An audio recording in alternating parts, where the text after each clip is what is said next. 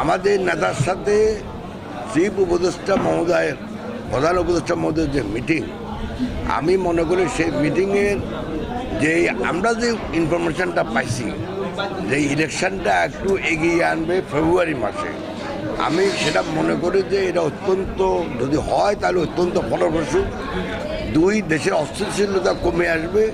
3, অস্থিতিশীলতা যত কমবে তত দেশের স্থিতিশীলতা আসবে, অর্থনৈতিক প্রবৃদ্ধি বাড়বে, অর্থনৈতিক কর্মকাণ্ড বাড়বে। অতএব আমি এটা খুব ইতিবাচক হিসাবেই দেখি।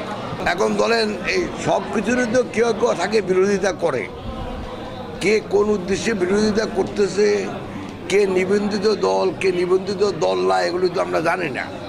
অতএব এটা কোনো বড় জিনিস না। আপনি দেখবেন যে দেশের মেজরিটি দল কি চায়।